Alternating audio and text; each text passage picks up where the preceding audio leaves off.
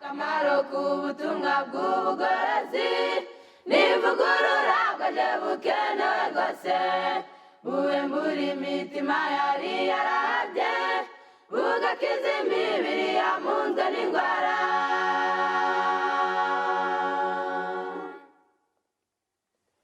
Akamaro k'ubutumwa bw'ubugorozi n'ivugurura bwaje bukenewe rwose ivugurura iyo rigeze mu mutima biga ibyaha byari byibasiye umuntu ubwo imibereho igahinduka misha hashingwa umushinga wo kunezeza abandi.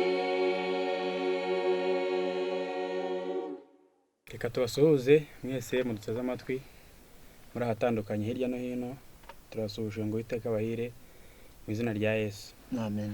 Bonge mwumva amazina nitwa Ndayishimiye Amini, nazanye n'umutumirwa ahangaha narabibwira. Nanjye nitwa Shimwa Rugira Placide. Imana ishimwe cyane. Uyu ni umutumirwa twazanye ahangaha kugira ngo tuganire ijambo ry'Imana uko mubimenyereye ku nsanganyamatsiko zigiye dutandukanye. Reka rero mubaze kuri uyu munsi wa none insanganyamatsiko turibuze kuganiraho yaba yitwa ngo iki? Murakoze. Uyu munsi twabateguriye insanganyamatsiko ivuga ku magara mazima. Amagara mazima. Mwayumvise, iyi niyo nsanganyamatsiko tugiye kuganiraho muri iki kiganiro cyacu. Ndagira ngo mwese aho muri mutega amatwi, noneho niturangiza tuganire kuri iri jambo ry'Imana. Reka rero mbere yuko ngira icyo mvuga cyangwa se babwira ingingo turibuze kuganiraho, reka musaba senge, noneho ndangiza ndababwira ingingo turibuze kuganiraho muri iki kiganiro cyacu. Tugutamba ishimwe Data wa twese dukunda uri mu ijuru, izina ryawe rihabwe icubahiro. Amen. Wabanye natwe imyaka dusize inyuma yacu, shimye ko tugeze muri aya masaha tugihumeka. Uduhaye umwanya mwiza wo kwiga ijambo ryawe, tubarira ibyaha byacu, twejesha amaraso y'umwana wa Yesu Kristo. Ijambo ryawe riture mu mitima yacu, nuzaguhemba no guhana tuzabona ubugingo buhoraho. Amen. Ngaho ubane natwe, abadukurikiranye n'abatwumva n'abazadukurikirana n'abazatwumva.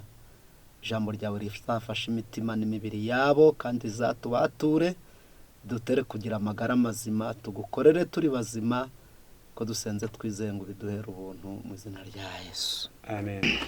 Twongeye kubaha ikaze mu kiganiro cyacu. Ikiganiro cyacu gifite ingingo zigera muri enye tubuze kuganiraho. Ingingo ya mbere iravuga ngo amagara ni iki? Amagara ni iki? Noneho ubuzima ni iki? Ubwo ni amagambo abiri akubiye mu jambo rivuga ngo amagara mazima. Amagara ni iki? Noneho ubuzima ni iki? Aho turaza kwasesengura byimbitse, tubone n'ingero ziturutse mu ijambo ry'Imana. Noneho ingingo ya kabiri yatubwira ngo ubuzima bukomoka hehe? Ubuzima bukomoka hehe? Turaza kureba ahantu ubuzima bwiza bukomoka. Ingingo ya gatatu iravuga ngo ni ibiki byangiriza ubuzima?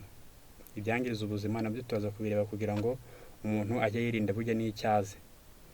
Ingingo ya kane iravuga ngo ni ibiki wakora kugira ngo ugire ubuzima bwiza? Ni ibiki wakora kugira ngo ugire ubuzima bwiza? Ntehe wanyurira? Ni ibiki wakwifashisha kugira ngo muri iyi si ya none dutuyemo ubashe kubibamo ufite ubuzima bwiza cyangwa se amagara mazima? Reka noneho dutangire ku ngingo yaho ya mbere. Tumubaze, ese amagara ni iki? Iyo bavuze amagara bavuze iki?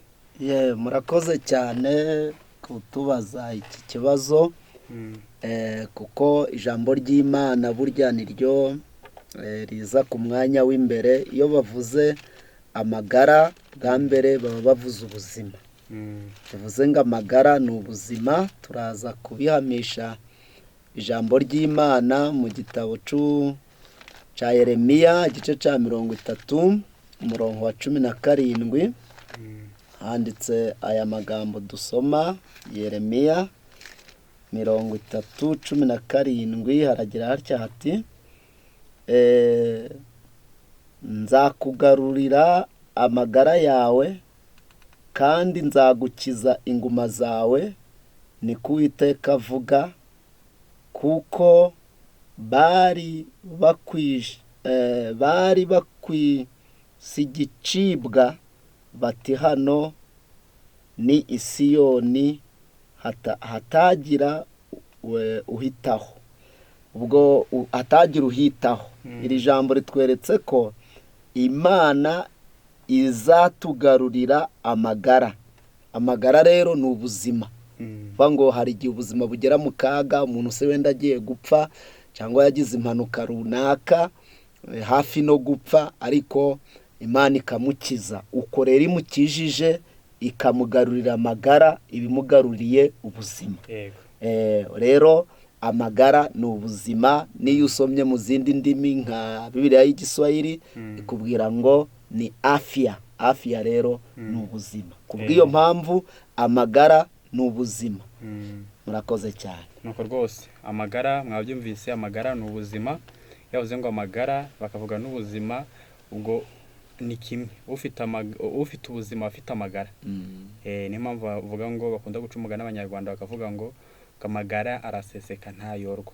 Ubwo watakaje amagara mazima cyangwa se amagara meza, nta bundi buryo yakoresha kugira ngo ayabone cyangwa se ayayore, nk'uko umuntu atabasha kumena amazi ngo yongere ayayore ari mazima cyangwa se atanduye. Ubwo niko n'amagara meza burya iyo yanyanyagayeho ukayapfusha ubusa, nta handi yongera kugarukira ubuhombye, ikintu cy'agaciro gikomeye cyane. Reka noneho tunyarukire ku ngingo ya kabiri itubwira ngo ubuzima bukomoka hehe. Ese muraza kutwereka ubuzima bukomoka hehe? Tumaze kubona ko amagara ari ubuzima, none ayo magara akomoka hehe? Tutarinjira ku ngingo ya kabiri neza, noneho ubuzima, ayo magara ni iki? Tubonye ko amagara ari ubuzima. Ubwo buzima rero ni iki? Anariyo magara. Noneho tuze kwinjira ku ngingo ya kabiri tuvuze iki kintu. Mu gitabo cyitwa Inama ku Mirire haranditse ngo, ni urupapuro, ni mu cigisho ca mbere, ni urupapuro rwa 11, icyo mfite ni cy'Igiswahili. Haranditse ngo afya ni hazina, ngo ubuzima ni ubutunzi, ni ya thamani zaidi kuliko miliki zote za muda. Ubuzima ni ubw'agaciro kuruta ibintu byose dutunze bishira. Utajiri, elimu na heshima vinanunuliwa kwa furaha sana kwa kupoteza nguvu za afya. Ngo ubukire, ubumenyi n'icyubahiro ngo biragurwa cyane, ndetse bakabigura banezerewe, ariko bari gutakaza imbaraga z'ubuzima. Hakuna moja ya hivi iwezayo kuhifadhi raha endapo afya inakosekana. Ariko nta na kimwe muri ibi, ubwo ni ubutunzi, ni ubumenyi n'icyubahiro, ngo nta na kimwe muri ibyo cyabasha kuzana umunezero ubuzima buramutse bwataye agaciro cyangwa se burwaye bwagize ikibazo. Inyandiko iravuze ngo ni dhambi ya kuogofya, ni icyaha gikomeye kitagira uko kingana kuharibu afya ambayo Mungu ametupatia, kwangiriza ubuzima Imana yaduhaye, ngo ni icyaha gikomeye mu maso y'Imana. Rero mu by'ukuri amagara ari bwo buzima, ngo ni ubutunzi, kandi ni ubutunzi buruta ubundi butunzi bwose dufite hano ku isi. Yaba amafaranga, yaba amazu, yaba amasambu, yaba imitungo yose dufite ku isi, nta muri ibyo byose, ngo n'ubumenyi n'ubwenge, nta n'icyubahiro, ngo ntacyo byamara umuntu aramutse adafite ubuzima.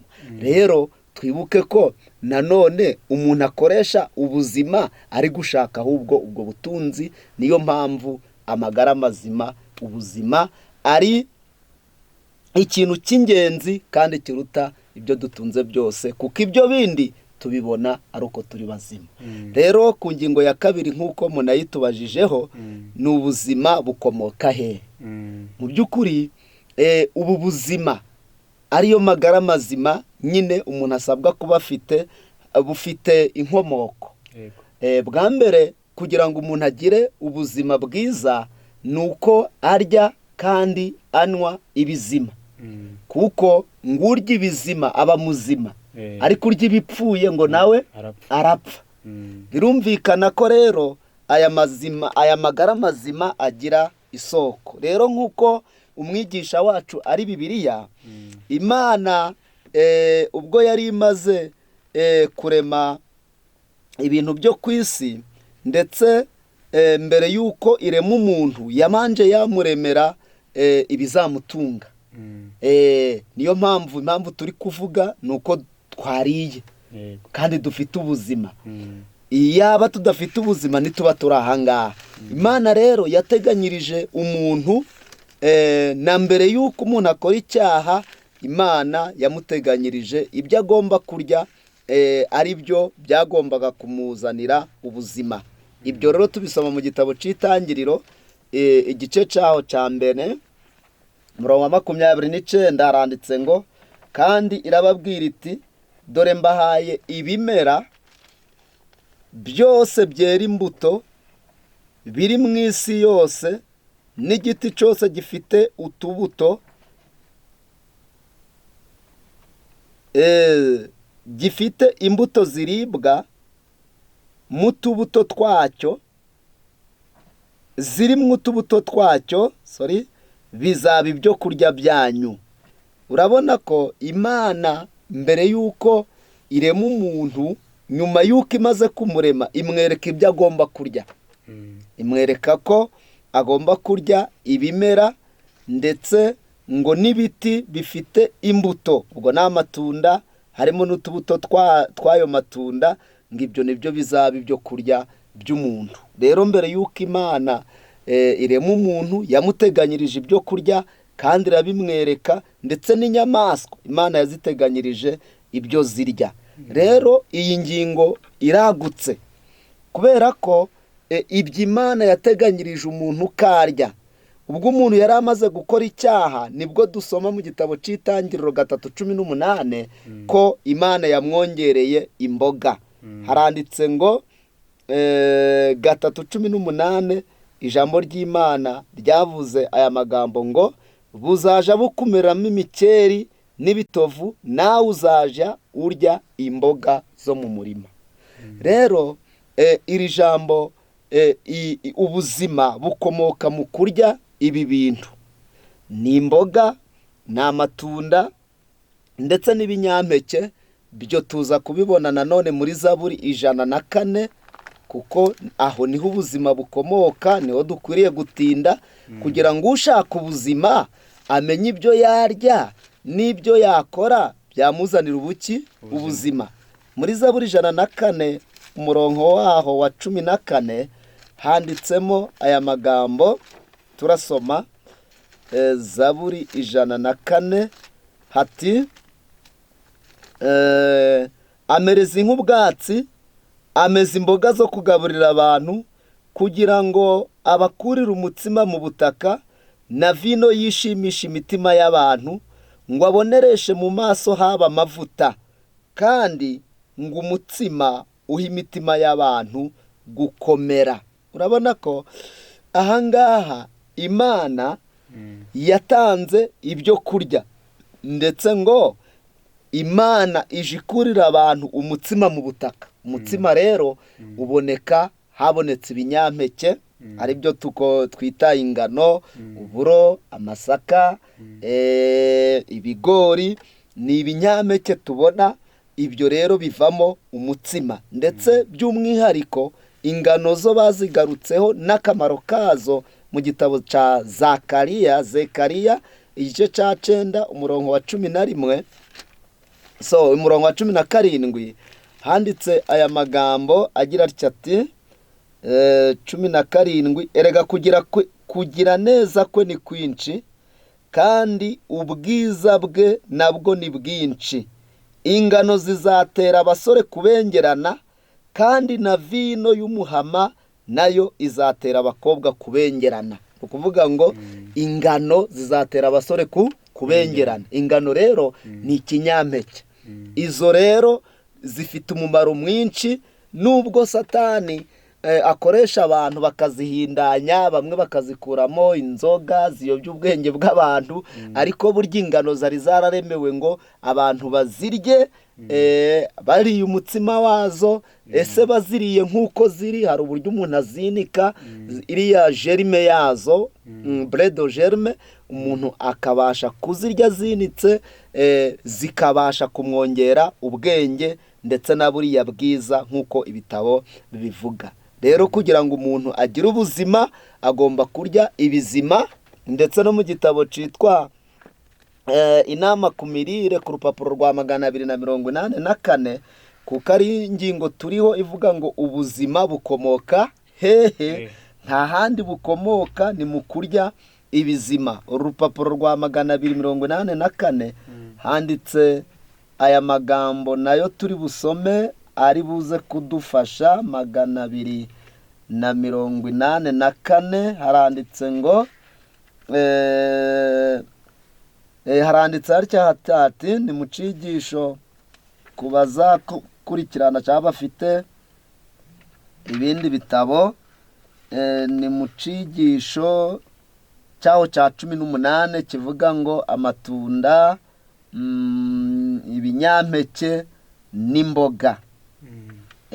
Haranditse ngo mboga za majani na matunda vilivyoandaliwa vizuri katika msimu wake vitakuwa na manufaa ikiwa vina ubora, havionyeshi dalili hata kidogo ya kuoza. Haravuze ngo imboga ndetse n'amatunda byateguwe neza mu mwero wabyo, ngo bizagira akamaro igihe cyose bizaba ari byiza bitagaragaza ko byaboze. Lakini ni vizuri na havita athiriwa na ugonjwa wowote au uozo. Ni byiza ko biba bitarangirijwe n'uburwayi ubwo ari bwo bwose cyangwa se ngo bibe byaraboze. Hepfo haranditse ngo matunda na nafaka, chakula kwa wale wanaojiandaa kuhamishwa kwenda mbinguni. Avuze ngo amatunda n'ibinyampeke nibyo kurya kuri babandi bitegura kwimurwa ngo bajyanwe mu ijuru. Hepfo haranditse ngo nafaka, matunda, mbegu na mboga za majani hujumuisha chakula kilichochaguliwa kwa ajili yetu na muumbaji wetu. Ngo ibinyampeke, amatunda n'utubuto twayo n'imboga, ibyo byose bikubiye mu byo kurya twatoranyirijwe n'Imana umuremyi wacu. Vyakula hivi, ibi byo kurya vilivyoandaliwa kwa njia rahisi, byateguwe mu nzira yoroheje na kwa asili kadri iwezekanavyo, nk'uko byakuwe mu butaka uko bimeze kose, ni vyema kutia afya na vya kurutubisha mwili. Ibyo ni ibyo kurya byiza kandi bitanga ubuzima kandi bigaburira umubiri. Vinatia nguvu, ibyo byo kurya bitanga imbaraga mu buzima, uwezo wa kuvumilia, kandi ibyo byo kurya bitanga imbaraga zo kwihangana na nguvu ya akili, bigatanga n'imbaraga z'ubwenge, ambavyo havitolewi na chakula chenye mchanganyiko wa aina nyingi na cha kusisimua. Ibyo ari izo mbaraga z'ubwenge, ari imbaraga zo kwihangana, ari imbaraga z'ibitekerezo, ngo ntabwo biboneka mu bindi byo kurya by'uruvangitiranye kandi byinshi, kandi ibyo byo kurya bikaba bikabura cyangwa se bituma umubiri ugira ico bita bikoresha umubiri nabi, bituma umubiri bikangura umubiri. Ubwo rero mu by'ukuri Imana kuko ari nziza, mu byo kurya yaduhaye kugira ngo tuzagire ubuzima bwiza, ni ibyo kurya by'imboga, amatunda, ibinyampeke, kandi ngo ni ibyo kurya by'abashaka kuzajya hehe mu ijuru bagakurwa hano ku isi bakajya mu ijuru. Rero nshuti bakundwa, aho niho ubuzima bukomoka. ni uko ushaka kugira ubuzima bwiza, yirinda ibimwangiriza, hanyuma agakoresha biriya tumaze gusoma mu bitabo, noneho akagira ubuzima bwiza. Murakoze. nuko rwose arakoze cyane, mwabyumvise. Ubuzima aho bukomoka mu mboga n'amatunda, bukomoka mu kurya neza ibitugirira umumaro, kandi bikiri bizima nk'uko Imana yabiremye. Dore ko muri iyi minsi y'imperuka turimo, iby'Imana yaremwe byinshi nk'uko baduhaye n'urugero, ingano ni ikiribwa cyiza Imana yaremeye abantu, kandi ibitabo biratubwira ngo ni n'ikiribwa kiribwa n'abitegura kuzabona ijuru. Rero ariko kubera iminsi y'imperuka n'iminsi mibi turimo, cyaragiye kirahindanywa, gikoramo ibisindisha, gikorwamo imikati itagirira abantu akamaro, itera abantu indwara, birahindanywa. Ubwo rero tubonye neza yuko mwabyumvise yuko ubuzima bukomoka mu kurya neza ibitugirira umumaro, ari byo imboga n'amatunda n'ibinyampeke nk'uko Imana yabiremye, tukagira ubuzima bwiza. Ibyo biratwegereye. Hari abari mu bihugu byera cyane, hari ababibona ku mafaranga makeya, hari abibona wenda ahabegereye batarinze bajya mu isoko ngo babigura menshi. Hari n'ababyihingira, n'ababyihingira, ugasanga ahubwo aho kugira ngo kwa kundi yabihinze abiryeho, ahubwo akaja kubigurisha, agakura umukati yagurishije ingano cyane rwose. urumva n'ubujiji cyane. Murabyumva rero ko yaba izo ngano, yaba n'ibindi n'imboga bazihingira, dore ko benshi banagira uturima tw'igikoni, ugasanga ahingamo imboga bitagombye ngo arajya kuzigura amafaranga menshi. Ubuzima buratwegereye, ahubwo abantu babyitayeho bakabushaka babubona. Aho niho ubuzima bukomoka. Ndagira rero kuri iyi ngingo mwahumvise, reka tube tuhavuye, tunyarukire ku ngingo yaho ya gatatu, itubwira ngo noneho tumaze kubona aho ubuzima bukomoka, tumaze kubona ibyo twarya tukagira ubuzima bwiza, tumaze kubona aho wakura ubuzima bwiza nta handi usibye mu byaremwe Imana yaremye, mu bimera yaremye, ndetse nk'uko bari bamaze kubitubwira, imboga n'amatunda muri Edeni. Umuntu akimara gucumura, n'ubundi anyazwe Edeni, Imana yamugeneye imboga n'amatunda, nibyo biryo yari kuzajya arya kugira ngo agire ubuzima bwiza. Rero iyo tumaze kubona aho ubuzima bukomoka, reka noneho tubaze umutumirwa wacu, ese tumaze kubona aho ubuzima bukomoka, none se n'ibiki byangiriza bwa buzima twamaze kubona, ku buryo umuntu ashobora kuba yabonye n'ubuzima ariko yakora ibintu runaka akaba yabwangiriza? Nibyo, murakoze cyane. Mu gitabo cya Zaburi, nk'uko nanone ijambo ry'Imana ribitwigisha, buriya niyo mpamvu twagize amahirwe mu minsi yacu iheruka, Imana ikaduha ijambo ryayo, ikaduha Bibiliya n'umwuka w'ubuhanuzi, kugira ngo dushobore mu by'ukuri gusobanukirwa n'iby'Imana idusaba n'iby'idutegeka, tubikuye muri ibyo bitabo ari Bibiliya n'umwuka w'ubuhanuzi. Niyo mpamvu icyo dusubiza cyose twifashisha handitswe ngo, kugira ngo tutazayoba tukayoboka inyigisho z'ibinyoma, kandi Imana yaraduteganyirije umuyobozi ari we jambo ryayo. Muri Zaburi igice c'107 umurongo wa 17 haranditse ngo, ibirimarima bibabarizwa ibicumuro byabyo no gukiranirwa kwabyo, imitima yabo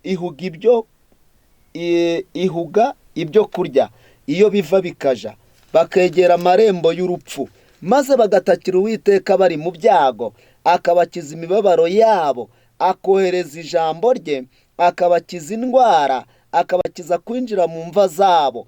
Abo bashimira Uwiteka kugira neza kwe n'imirimo itangaza yakoreye abantu. Mu by'ukuri rero, nshuti mukundwa, nk'uko tubajije iki kibazo, hari ibyangiriza ubuzima, kandi ngo icya mbere cyangiriza ubuzima kigatuma mu mubiri habonekamo umubabaro, ni iri jambo bavuze ngo, ibirimarima bibabarizwa ibicumuro byabyo no gukiranirwa kwabyo, ku buryo imitima y'abantu ijihugwa ibyo kurya, ku buryo umuntu adashobora kurya.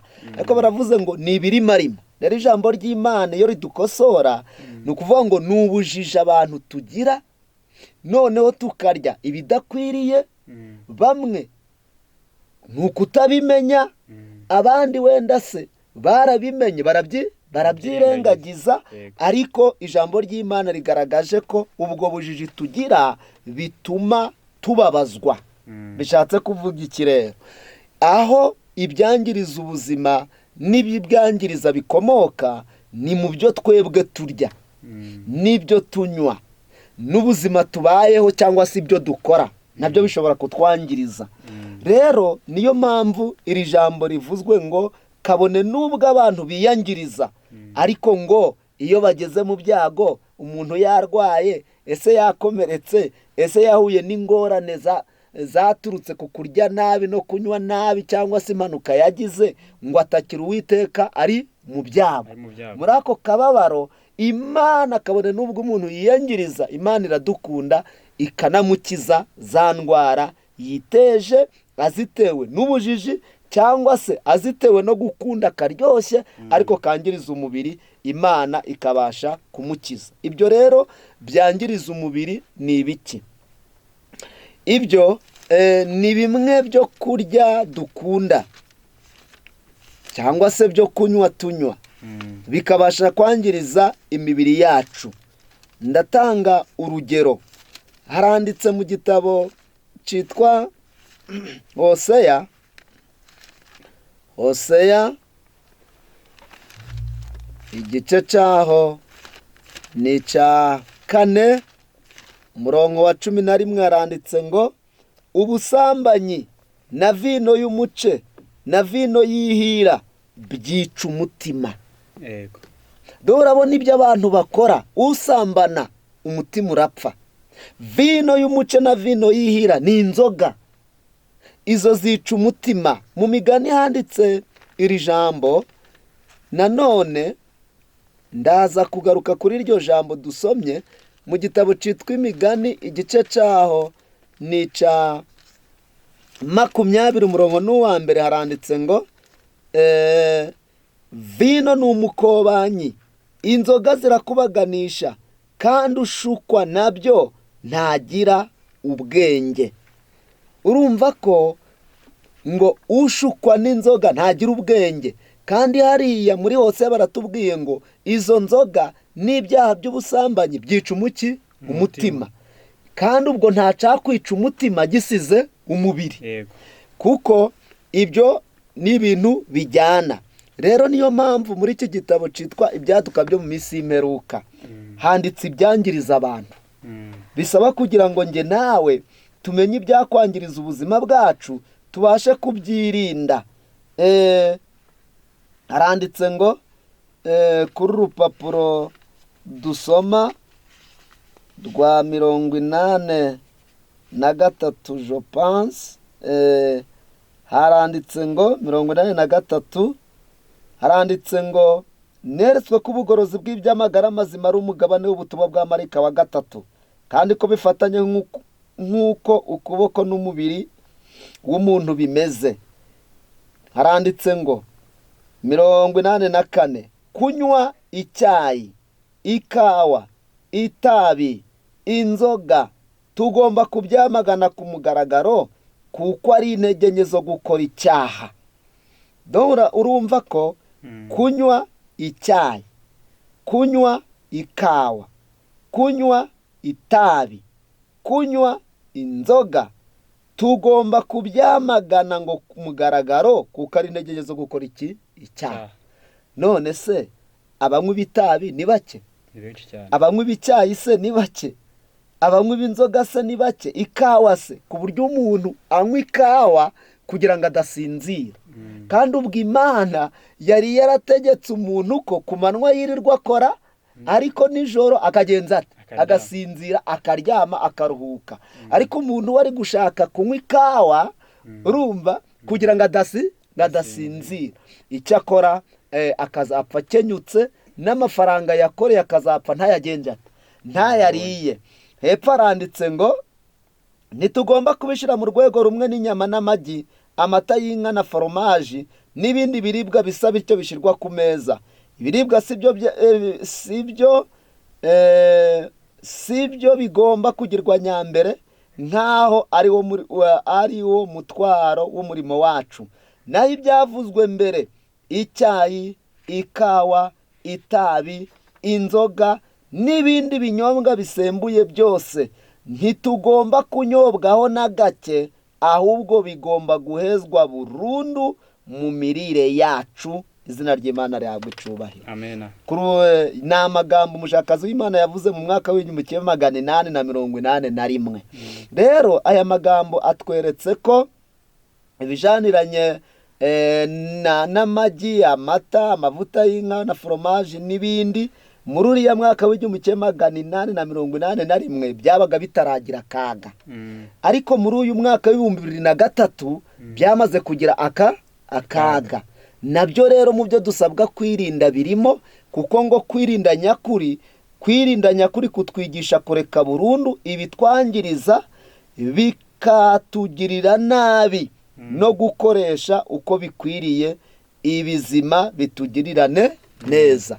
Ibindi batubujije ngo ni ibinyobwa bisembuye. Hari igihe umuntu agira umutobe ni mwiza, niyo vino y'umutobe abakristo bemererwa kunywa, ariko iyo urengeje iminsi urisembura ukaba inzoga ndetse ukarusha n'inzoga gukara.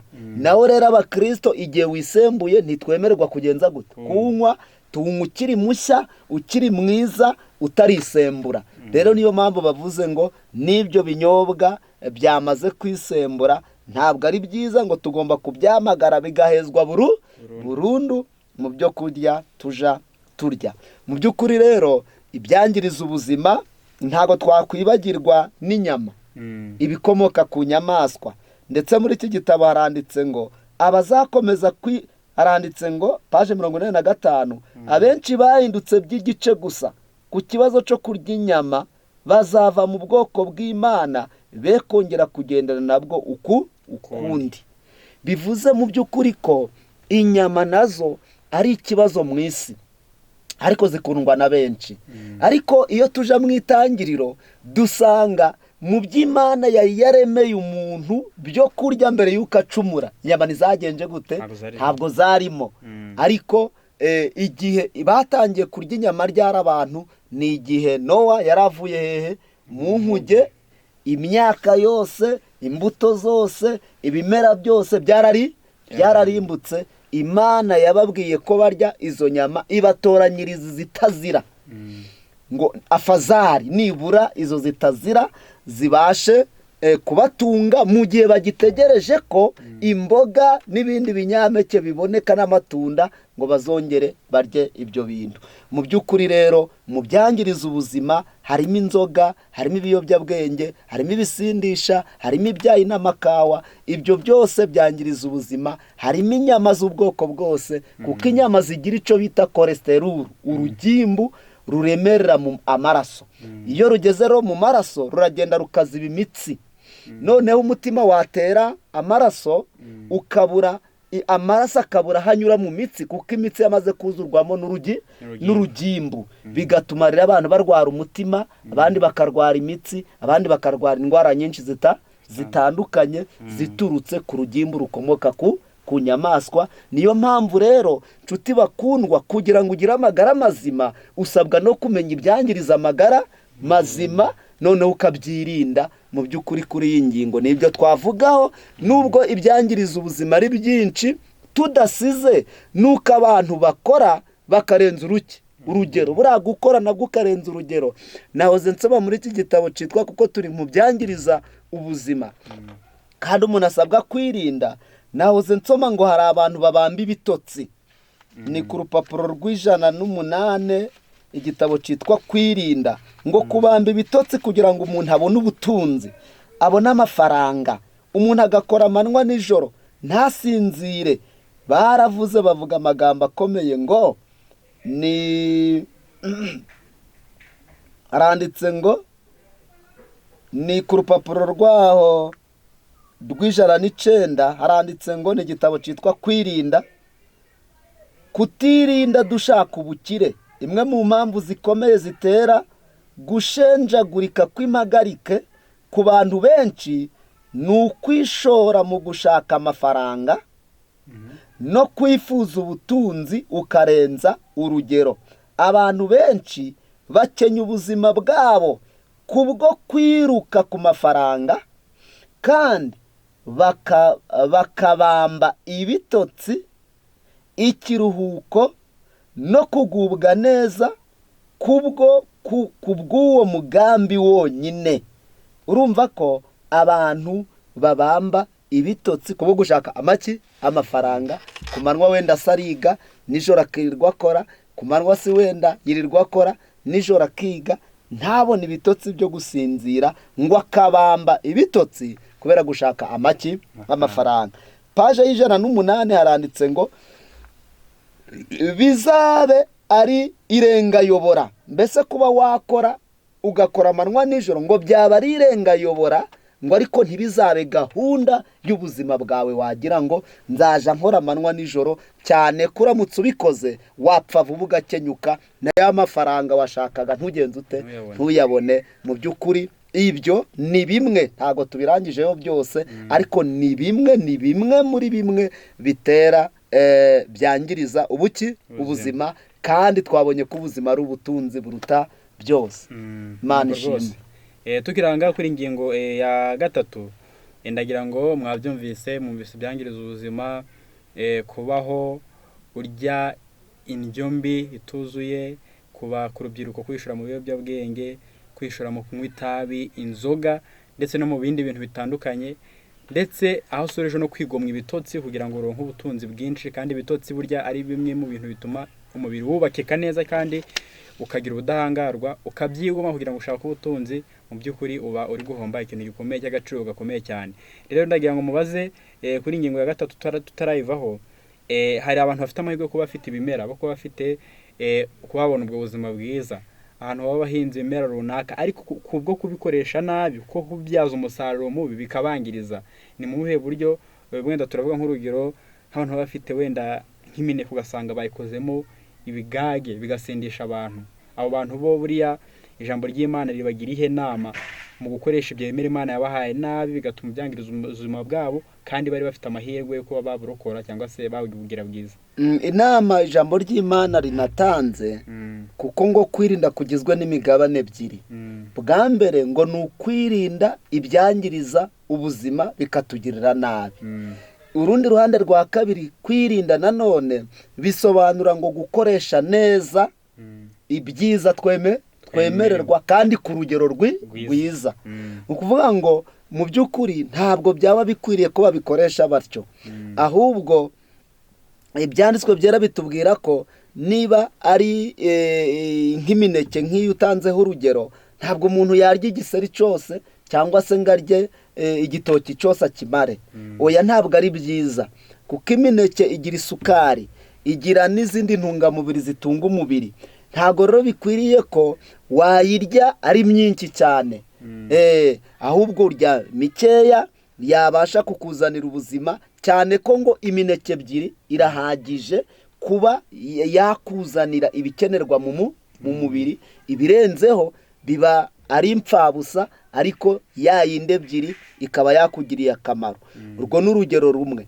Hari abandi bagira wenda nk'ibiribwa cyangwa se ingano cyangwa se ibigori, ugasanga yatetse igikoma cy'ibigori, noneho ari kurisha umutsima w'ibigori. Mu by'ukuri ni indyo ikennye, ariye ikintu kimwe. Yakagombye kurya wa mutsima, ariko agahindura, agashaka akawufatisha imboga, urumva, cyangwa se akawufatisha imbuto, kugira ngo intungamubiri ziri muri uriya mutsima, amavitamini y'ubwoko bwa B ari muri uriya mutsima, ese za poroteyine, noneho intungamubiri ziri mu mboga, amavitamini, bibashe guhura maze bibashe gukenura umubiri. Ubwo rero niyo mpamvu ibyanditswe byera bitubwira ngo mu by'ukuri dukwiriye kwirinda nyakuri no gukoresha neza ibizima. Urumva ko nawe na bya bindi bizima ntabwo ugomba kubirya ngo urenze mbiga, kuko hari urugero ugomba kurya ukumva urahaze, ariko utaguye ivutu, mbese ngo urenze urugero. Ubwo rero ni muri ubwo buryo umuntu n'ibyo byiza abikoresha neza, akabasha kugira ubuzima bwiza. Nuko rwose mwabyumvise. Rero kuri iyi ngingo turagira ngo tuhave, ariko ndagira ngo mwasobanukiwe ku bafite amahirwe kuba bagira ibyo bimera Imana yabahaye bikiri bizima, nta mpamvu yo kugira ngo babihinduremo ibisindisha. Ikindi kandi n'ibyo twemererwa tubikoresha ku rugero rwemewe kandi rwiza. Si ngombwa ngo nanone ngo nk'uko umwigisha bitubwiye ngo nimba baguhaye imineke ngo urye igiseri cyose cyangwa se ngo uyirye mpaka uyihaze, oya, ahubwo koresha nk'uko ijambo ry'Imana ryavuze cyangwa se nk'uko ibitabo by'ubuzima bibivuga, koresha ihwanye iyo umubiri wawe ukeneye kugira ngo ubashe kugira ubuzima bwiza. Aho naho ndatekereza tuhavuye kandi mwahungukiye. Ku ngingo isoza ya 4 ari nayo ya nyuma iratubwira ngo ni ibiki wakora kugira ngo ugire ubuzima bwiza. Hari intambwe watera, hari ibyo wakora, hari ibyo wakwifashisha. Ni mu buhe buryo wakora kugira ngo ugire ubwo buzima bwiza? Nibyo murakoze, hari ibyo gukora byinshi kugira ngo umuntu agire ubuzima. Bwa mbere icyo gukora cya mbere, ku muntu utaratakaza bwa buzima agomba kugira kwirinda. Agomba kugira kwirinda noneho kugira ngo bwa buzima abusigasire bwere kuzahungabana. Icya kabiri ni kuwatakaje ubuzima. Watakaje ubuzima bwo agomba kubushaka. Par exemple, wenda niba arwaye agomba kwivura, ariko kwivura amenya ibyo yakwifashisha byabasha kumufasha. Rero ni muri ubwo buryo bubiri tugomba gusigasiramo ubuzima. Icya mbere rero ni ukwirinda. Iyo ngingo yitwa kwirinda iranditse mu byanditswe byera, kuko ijambo ry'Imana nta kintu ryaduhishe, ahubwo ryose ryabishize ahabona. Ijambo ry'Imana ridusaba kwirinda. Haranditse nsome, ndetse tukarinda umubiri wacu, tukarinda ngo n'umwuka. Kansome mu gitabo cyitwa muri iki gitabo cyitwa Abatesalonike, umugaragu w'Imana yavuzemo aya magambo. Abatesalonike igice cya 5 umurongo n'uwa 19, haranditse ngo ntimukazimye umwuka w'Imana kandi ntimugahinyure ibihanurwa, ahubwo mugerageze byose mugundire ibyiza. 22, mwirinde igisa n'ikibi cyose. Imana y'amahoro ibeze rwose, kandi mwebwe ubwanyu n'umwuka wanyu n'ubugingo n'umubiri byose birarindwe, bitazabaho umugayo ubwo umwami wacu Yesu Kristo azaza. Ibahamagarana yo kwizerwa no kubikora izabikora. Ijambo ry'Imana ravuze ngo twebwe ubwacu, ubwo ni wowe ubwawe, ni ngewe ubwanjye, ngomba kwirinda. Icya kabiri, nkarinda umwuka wanjye, mpumeka, ngomba kuwurinda. Icya gatatu, n'ubugingo, ni amaraso yanjye, ngomba kuyarinda, kandi amaraso atungwa n'ibyo kurya turya. Iyo rero uriye ibyanduye byanduza amaraso. Niyo mpamvu ibyo ugomba kubyirinda ngo amaraso atandura. Ikindi baravuze ngo n'umubiri, uyu mubiri wose wacu tugomba kuwurinda ngo birarindwe, bitazabaho umugayo. Yesu naramuka agenza ate? Aje. Hari abazagira umugayo kuko batarinze imibiri yabo, ariko baravuze ngo birarindwe. Bivuze ngo ntabwo ari Imana iraza kubirinda, ahubwo wowe ubwawe ni inshingano yawe kwirinda. Ukarinda umubiri, ukibuza kunywa, kurya, gukora ibyangiriza umubiri, kuko ariko kwirinda.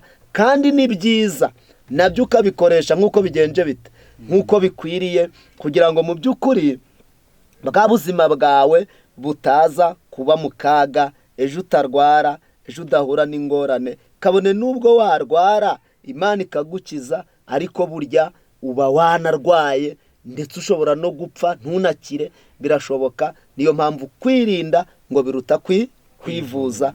Kandi njye narasomye ibitabo ngo kwirinda nituramuka tugushize mu bikorwa.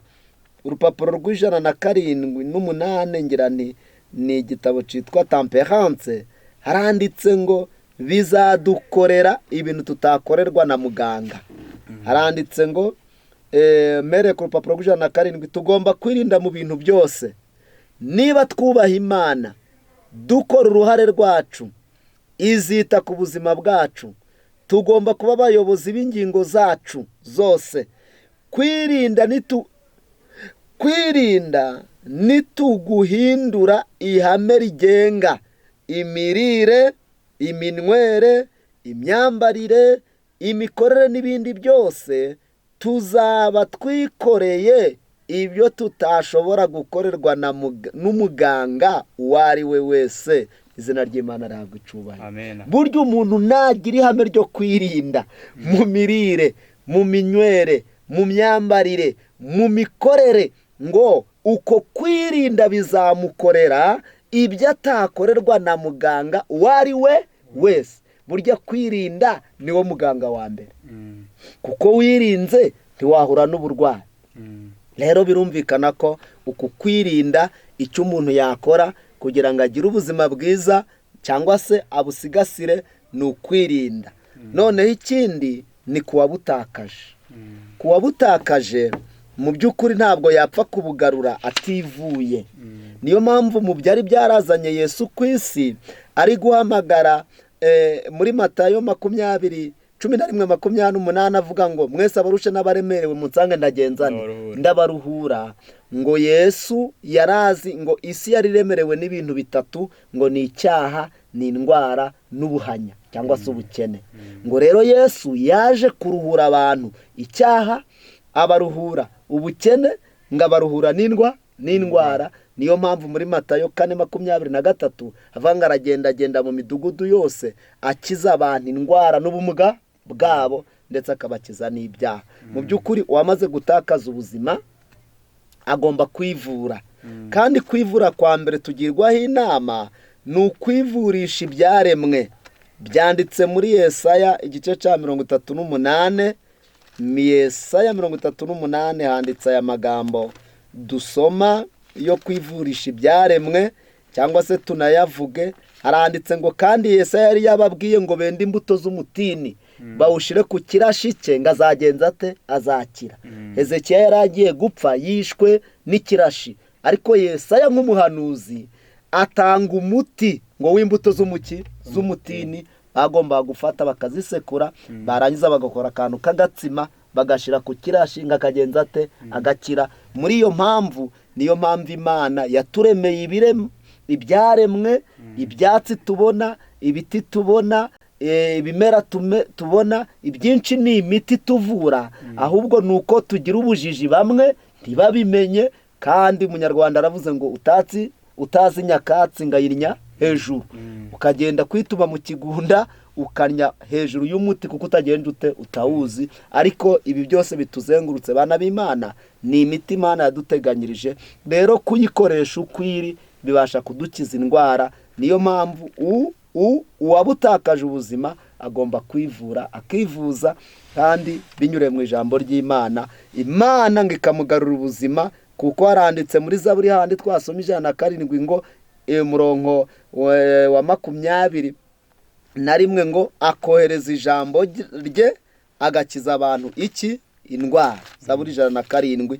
Ubwo rero iyo twivuye, Yesu ngo yohereza ijambo rye, yarangiza agakiza abantu indwara. Umurongo wa 20 akohereza ijambo rye agakiza abantu indwara, agakiza abantu kwinjira mu mva zabo. Ni umurongo wa 20.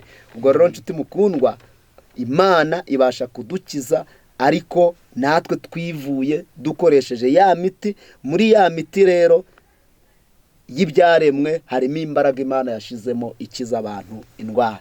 Murakoze cyane. Ibyo nibyo twakora kugira ngo tubungabunge amagara mazima. Nuko rwose arakoze cyane. Mwabyumvise ibyo twakora ni ugukoresha ibyo Imana yaduhaye ngo bitugire akamaro.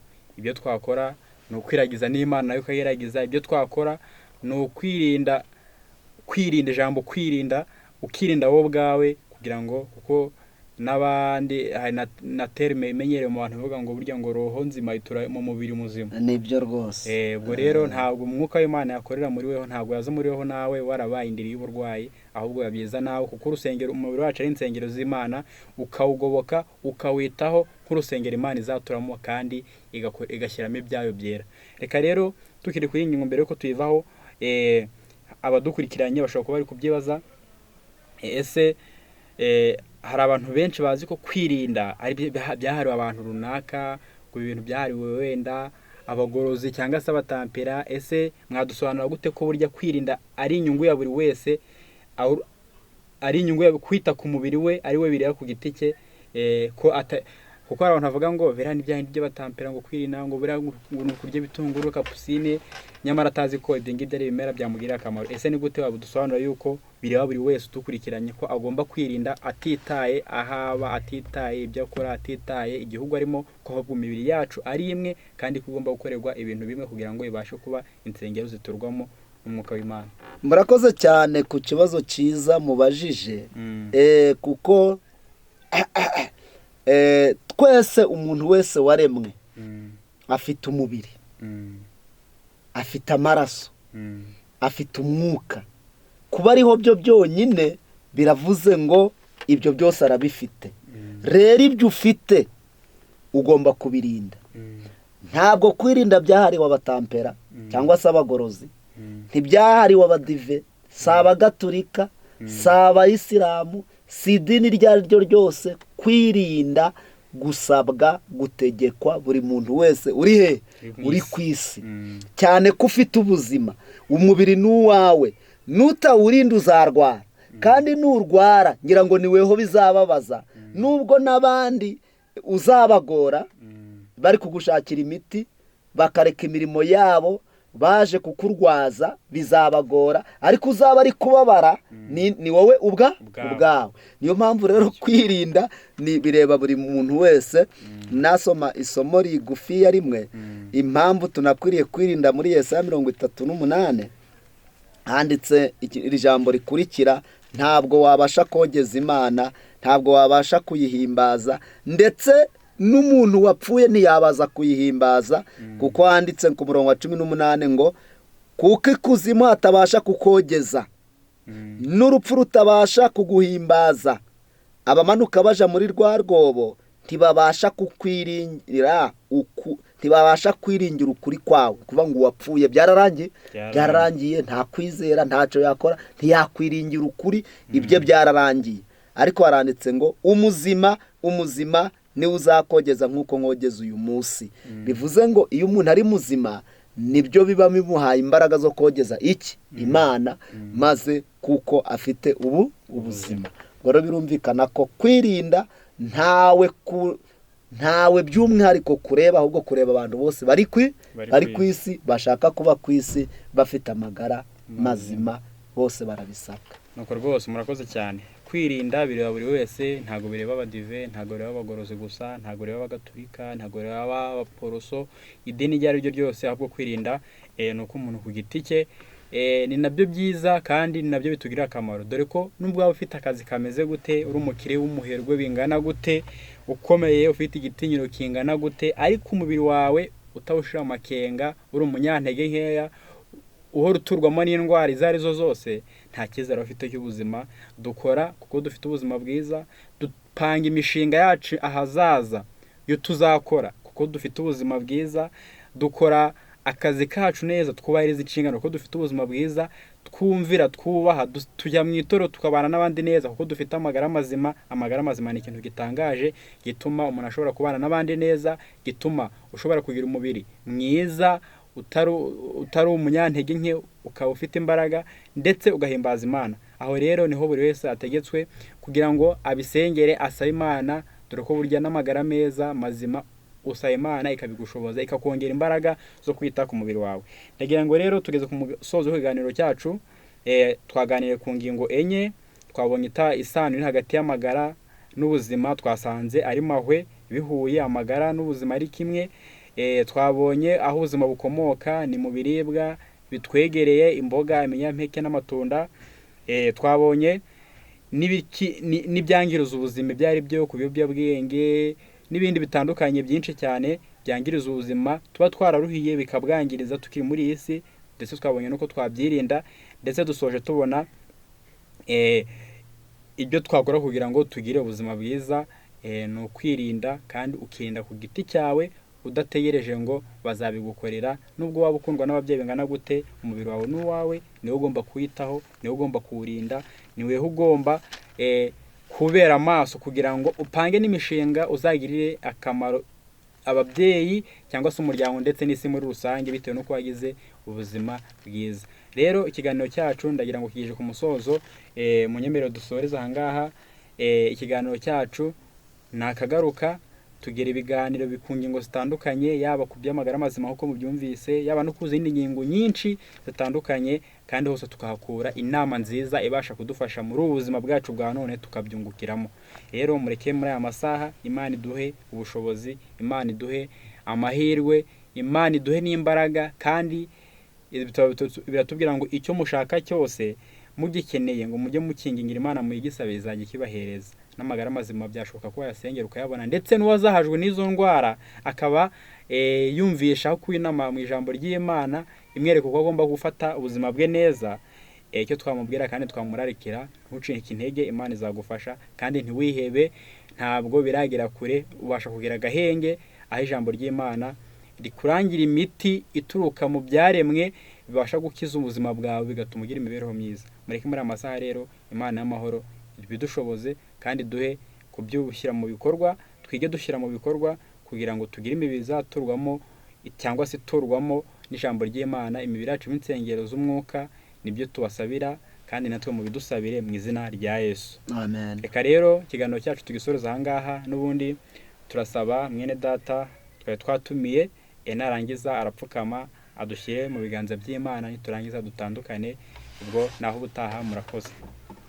Data wera udukunda uri mu ijuru, tugutamba igitambo cishimwe kukugira neza kandi utwitaho, izina ryawe icubahiro. Amen. Duhaye ijambo ryawe muri aka kanya, twari turiho twiga amagara mazima n'aho akomoka, uduhe gukoresha ibyo waremye nk'uko biri kandi bitwongera ubuzima.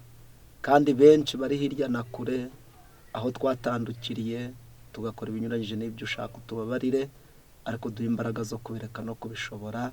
Tubishimira izina ryawe. Amen. Komeza ubane natwe, dusabye bike kandi dusabira buri wese watanze igihe cye agatanga umwanya we akareka imirimo kugira ngo akurikirane umuhe umugisha wawe. Amen. Kandi atari umugisha wo mu by'ubuzima gusa, ahubwo uzaduhe no kuzabonanira mu bwami bwawe bwo mu ijuru, ko dusenze twizeye mu izina rya Yesu. Amen. Akamaro k'ubutumwa bw'ubugorozi n'ivugurura bwaje bukenewe rwose, buwembura imitima yari yarabye, bugakiza imibiri yamunzwe n'indwara.